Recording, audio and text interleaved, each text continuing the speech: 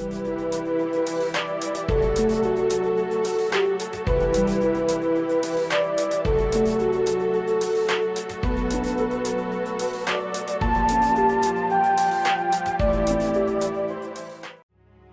back, everybody. This is the thejonnymar, and I am continuing with Resident Evil 2, the Claire A scenario. So notice in between episodes, I did some inventory management. I picked up my 2 stones from my box, as well as the half of the blue stone that we already had. And now that we combine the 2 of them, it gives us the final of the 3 stones, which is, of course, the Jaguar stone. And I also picked up my grenade launcher and equipped it with acid rounds, and that is because at the end of my last episode, I teased and/or spoiled, depending on how you want to look at it, that we will be taking on our first boss encounter in this game during this particular part of the game. So all we need to do now is head through this little door here. We'll hang a couple of corners, and we will head into the police chief's office, where we will meet up with somebody that we haven't seen in quite a while, but I've been glad to have not seen her in quite a while. And that is, of course, Sherry.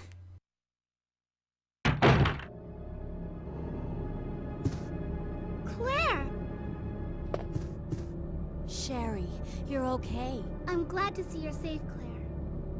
Yeah, me too. I'd love to put an acid round right in her face. But as it is, we will just come up to the little puzzle here on the wall, and we will insert all 3 of the stones.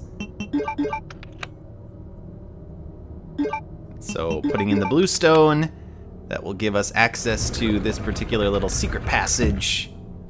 And then of course there is some sort of document here on the ground. It is the mail to the chief. Ha ha ha.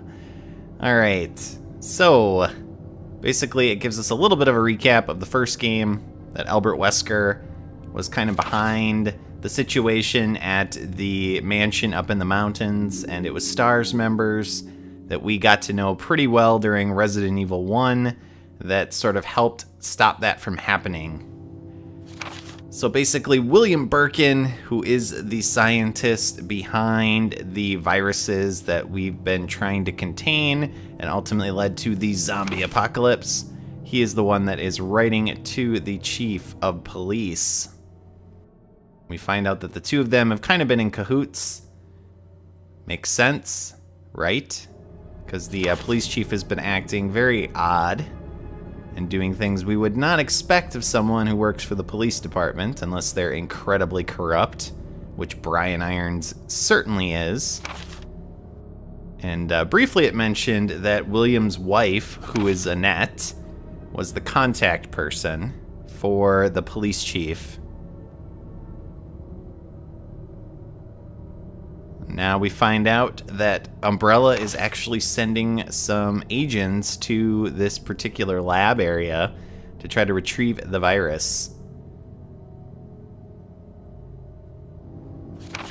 And of course, William Birkin does not want that to happen. In fact, he's probably pretty desperate, right? And what do we know about desperate people? They do desperate things.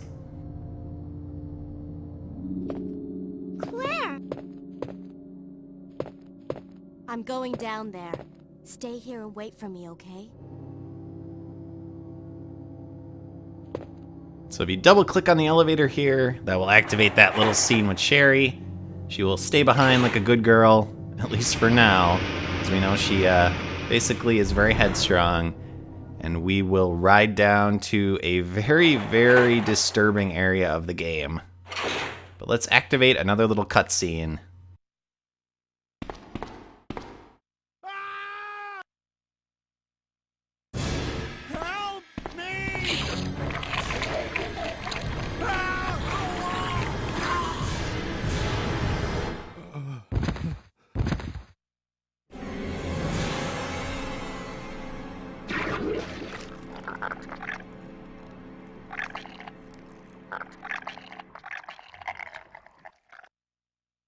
Uh-huh.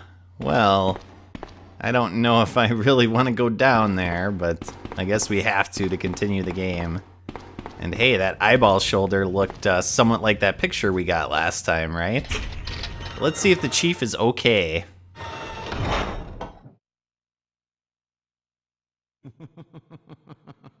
So you've made it this far. Not bad, girl. But I'm not letting anyone leave my town. Everyone's gonna die. Calm down, Chief. What happened? Shut up! You couldn't possibly understand what's happened. Those monsters from Umbrella have destroyed my beautiful town. How could they do that to me after everything I've done for them? So it's true. You have been working with Umbrella. Then you must know about the G-Virus. What is it? Tell me! If you must know, it's the agent that can turn humans into the ultimate bioweapons. Superior to the T-Virus in every way. Dr. William Birkin is the genius behind the project. William Birkin? I'm sure you've already seen his little girl running around here somewhere. Sherry, isn't it? In case you haven't already figured it out, the monster that's been tearing my precinct apart is yet another product of the G-Virus. An ultimate bioweapon. Umbrella must be trying to cover its tracks. But if I have to go, I'm going to take you with me. My chest can't take the pain.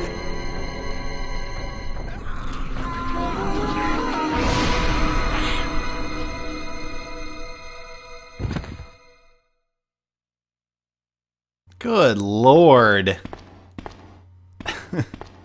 So that scene at the beginning of this game when it says, warning, explicit content and gore, yeah, that would be an example of one of those scenes. Man, that thing came bursting out, and that was quite a bit more dramatic than the alien scene. Well, maybe not. But we're going to head down the stairs here, and we're going to track that particular little nasty that just came out of the police chief and ended his life.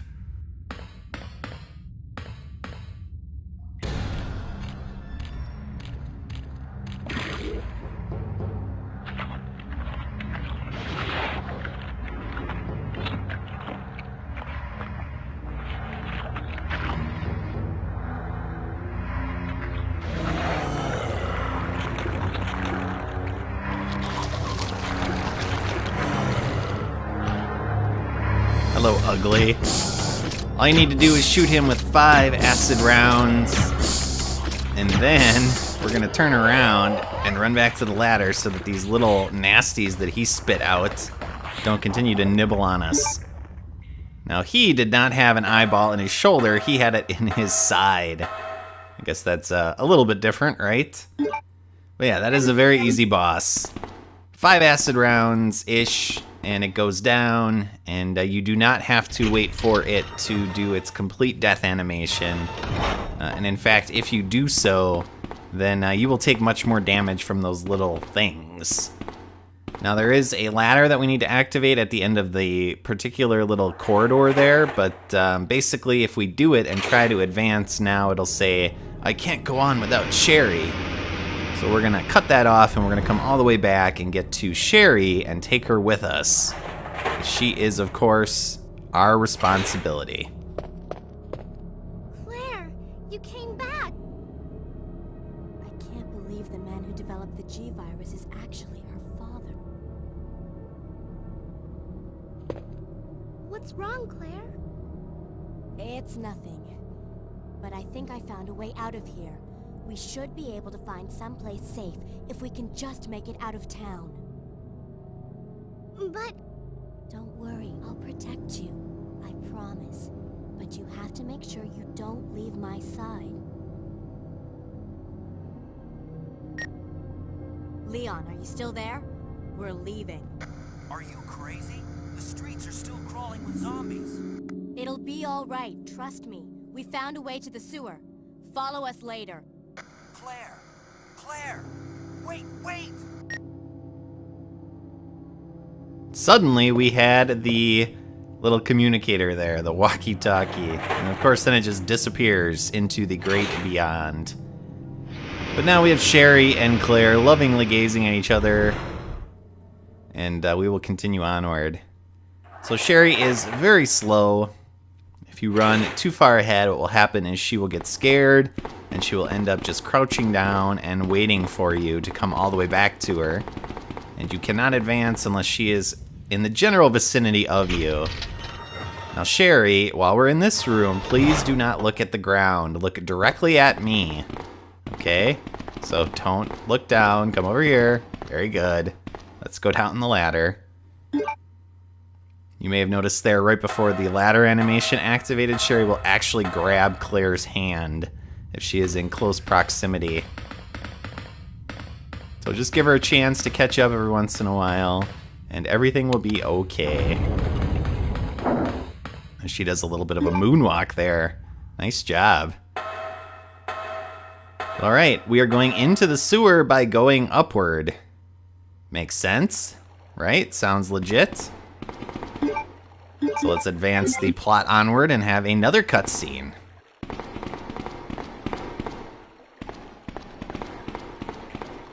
Come on, let's get out of here.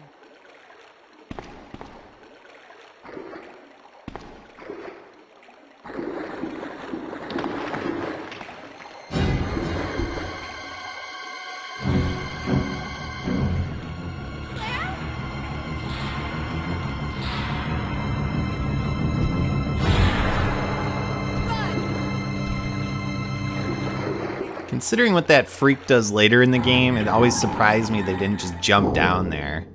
But I guess maybe he didn't see them.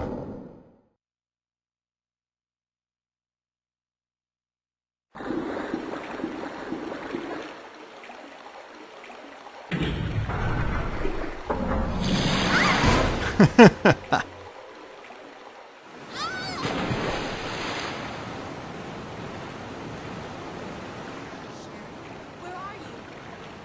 Sherry! Claire! I'm here! Yay, we get to play as Sherry again. And at some point she found another first aid spray, that's good. And if she wasn't slow enough, she has to run through water, which of course makes her even slower. Now fortunately this is a very, very short segment of the game. It is not super dangerous, although there is some danger if you're not careful. Now I'd love to be able to go up these ladder steps here, but we cannot. And there are some items in this area, but for some reason Sherry cannot reach them. Now there is one zombie, but we are not concerned about it because Sherry is, although very slow, faster than a zombie. So we will continue through this vent. We want to run through this corridor as quickly as possible because these bugs can do damage and kill Sherry. Well, that wasn't too bad. Only got nibbled on once. And to finish off Sherry's scenario, we will pick up the crest. Or medal. I just call everything a crest.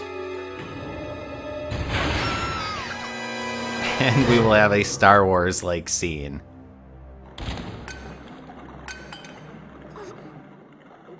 Claire? Oh.